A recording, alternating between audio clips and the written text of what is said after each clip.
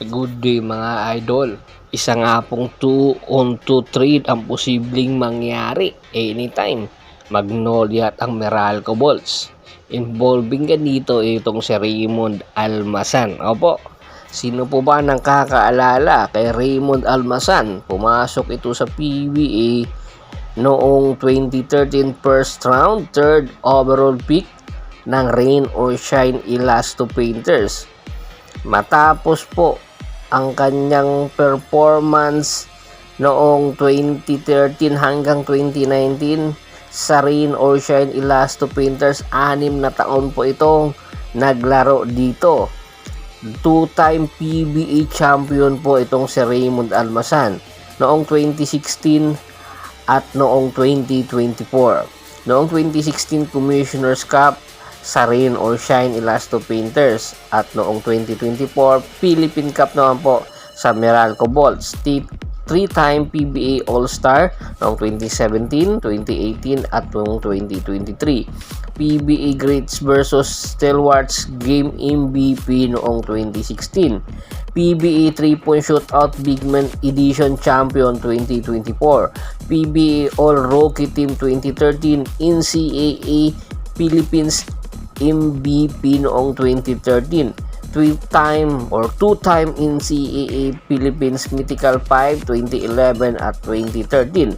2-time NCAA Defensive Player of the Year noong 2012 hanggang 2013 at NCAA Most Improved Player noong 2011.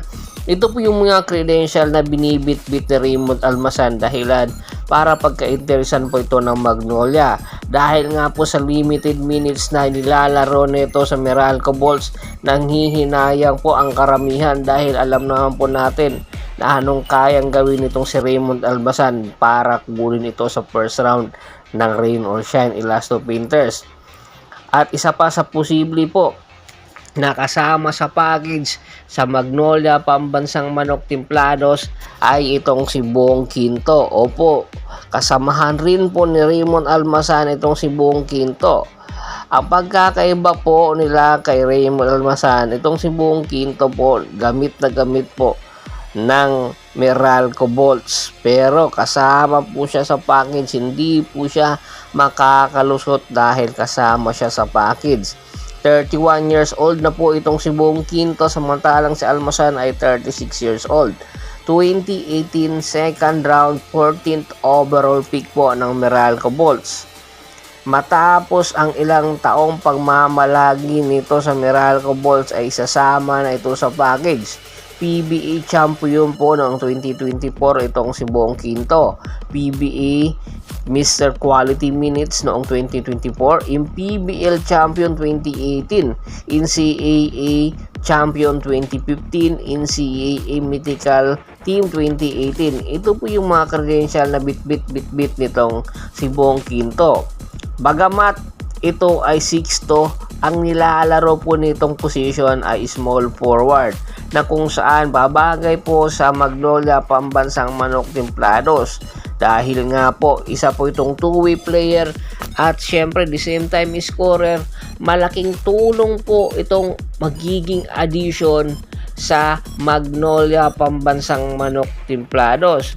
Katulad ni Raymond Almasan, ang kanilang dalawang mga kakayahan ay makakatulong sa Magnolia Pambansang Manok Timplados para iangat ang kanilang kartada dahil ito ngayon ang kailangan ng Magnolia at posible pong ibigay ng Magnolia Pambansang Manok Timplados para sa Meralco Balls ay ito naman pong kanilang big man na si James Lapot. Opo, hindi po kayo nagkakamali.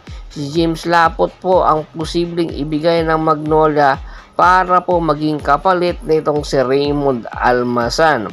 Katulad po ni Raymond, limited minutes din po ang ilalaro nitong si James Lapot para po sa Magnolia Pambansang Manok Timplados. Dahilan na para mag-isipan po ito ng Meralco na isama sa package. Nakuha po ng Meralco ng Magnolia Pambansang Manok Timplados si James Lapot via trade sa Terra Perma Jeep At pagkatapos noon, umangat po ang kanyang karera nung naglalaro po ito sa ilalim ni Coach Chito Victorero. At simula nang may hawakan ito ni L.A. Tenorio, unti-unti pong bumaba ang kanyang minuto.